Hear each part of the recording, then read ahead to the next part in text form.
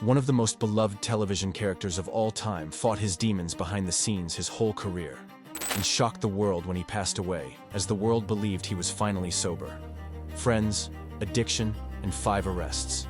This is the dark tragedy of Matthew Perry. He was my favorite one because he just made me laugh all the time. He was doing so well. Everyone thought he was clean and sober. Matthew revealed that his relationship with substances began when he was just a 30-day-old baby, after he had gotten sick and was rushed to the hospital. It was there that the doctors recommended an addictive medication. If your baby's crying, just give him this. And they said, okay. And it was phenobarbital. He then started drinking at age 14 when he would go out with his friends. I lay in the grass and just was in heaven. And I thought to myself, this must be the way that normal people feel all the time. By the time I was 18, I was drinking every day. 1:45, I would say, I'm gonna go home, and I'd race across town to a liquor store, buy a bottle of vodka, and drink as much as I had with the other guys that night. To make matters worse, the actor was later introduced to a series of substances after he suffered a jet ski accident during the shooting of the film Fools Rush In. But when I woke up, 40 more pills had been delivered to my house. He credits this as a turning point in his life, solidifying him on a path of addiction. I swear to God, I think if I'd never taken it, none of the next 3 decades would have gone the way they did. At the peak of his career, Matthew began to distance himself from his loved ones, spending time with very few people. I was in a dark room, meeting with nothing but drug dealers, and completely alone for months. He would go to great lengths to get more substances when there was no one available to provide. I would go to open houses and go to the bathrooms, see what pills they had in there, and steal them. Matthew's addiction troubles were so severe they are noticeable throughout his time on Friends. One particular 2-part episode, the effects of his personal struggles are visible one episode to the next. Well, why didn't you stop her? Why didn't you just tell her it was a plan? I did! Monica and I are engaged. His addiction was such a secret that even his castmates didn't know about it for years. We didn't know. We weren't equipped. Secrets kill you. Secrets kill people like me. Matthew attempted to maintain a professional working standard and never let his addiction affect his work. I had a rule that I would never drink or do drugs while working. This became harder and harder as his habits worsened. It got to a point where he said he'd be taking copious pills per day and drinking liters on a nightly basis. I would show up blindly hungover, like shaking and crazy hungover. His excessive drinking and attempted detoxes eventually began affecting him on the show. At one point I was shaking so much that if I was gonna go from the bookshelf to the table, I'd have to kind of quickly do it and put my hand on the table so I wouldn't shake. He would repeatedly try to get sober, but it never lasted for a full year. Season 9 was the year that I was sober the whole way through. His health worsened with every passing season. I was taking 55 Vicodin a day. I weighed 128 pounds. I was on Friends, getting watched by 30 million people, and that's why I can't watch the show, because I was like brutally thin. Eventually, Jennifer Aniston found out about his struggles. And I said, how? I thought I was hiding it so well. And she said, we can smell it, we can smell it. The actress was heartbroken and didn't quite know how to handle the situation. Nobody had ever dealt with that.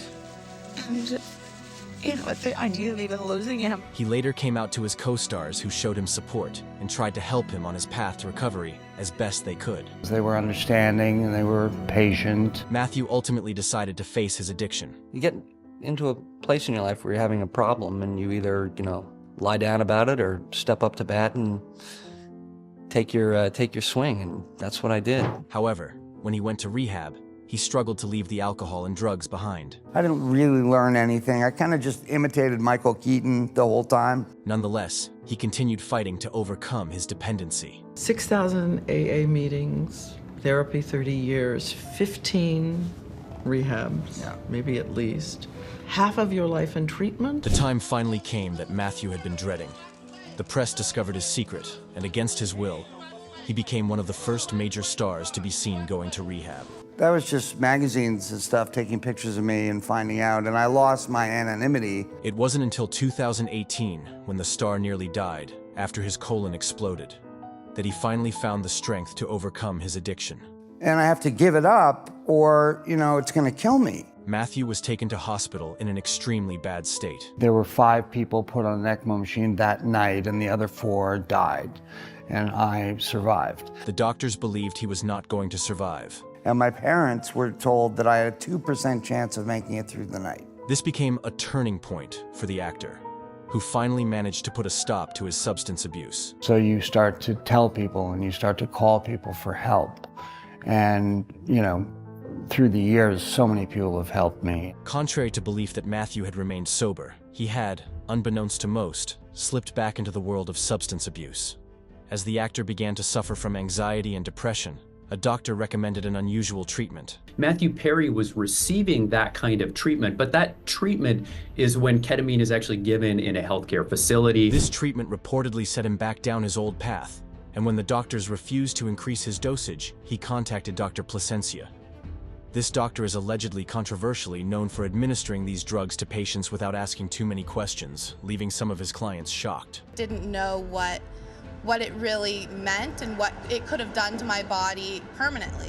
The physician supplied ketamine to Matthew over the next few months. Wanted to be Mr. Perry's sole source of supply. He allegedly injected the actor without proper safety equipment, and once even administered him in a parking lot. And he saw Mr. Perry freeze up and his blood pressure spike. Despite his potential knowledge of the danger, the doctor continued providing ketamine to Perry. He looked at Perry as an object to get money off of and not a person.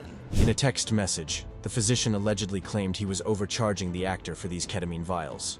Quote, "I wonder how much this moron will pay." Although when the price got too high, Matthew supposedly decided to buy from Jasveen Sangha, a drug dealer who charged 5 times less than Dr. Placencia. Over 2 months, they distributed approximately 20 vials of ketamine to Mr. Perry. According to his lawyer, this is the point where Dr. Placencia ended his relationship with Matthew.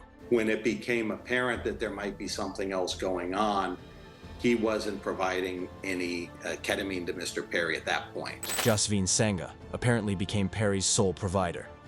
Sangha had already sold ketamine to a man in 2019, which resulted in his overdose that same day. Sangha knew that the ketamine she supplied could be deadly. On the tragic day of October 28, 2023, after administering substances to Matthew, Iwamasa left Matthew's home to do some errands, and he suffered a cardiac arrest shortly after. And when first responders arrived, they found that he had drowned in his jacuzzi. Iwamasa was apparently not medically qualified to have administered these drugs, and came forward when he learned of the actor's death. Pleading guilty and cooperating, he could testify against the others ultimately in court. When Dr. Placencia was questioned about his death, the authorities uncovered something shocking. Defendant Placencia falsified medical records and notes to try to make it look like what he was doing was legitimate.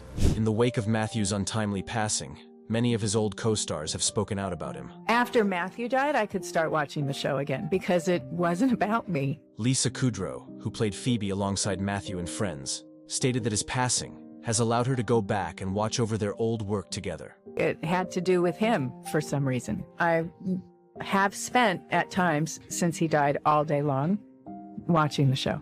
Courtney Cox, who played Monica, felt as though she can still feel Matthew's presence.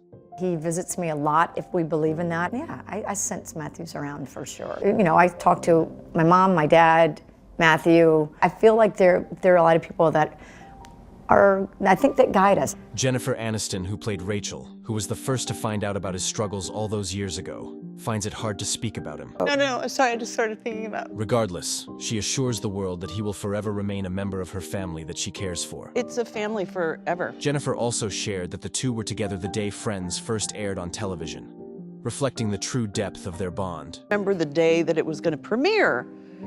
Me and Matthew Perry were having lunch somewhere. The excitement we had, and it feels like yesterday. Maggie Wheeler, who played Janice on Friends, shared that Matthew's true character shone through in his performance of Chandler, and that people should remember him as such. I feel like the viewers have such a good sense of who Matthew is, comes through in the character, and he was a great, great partner to work with. Thanks for watching this episode on Humanity.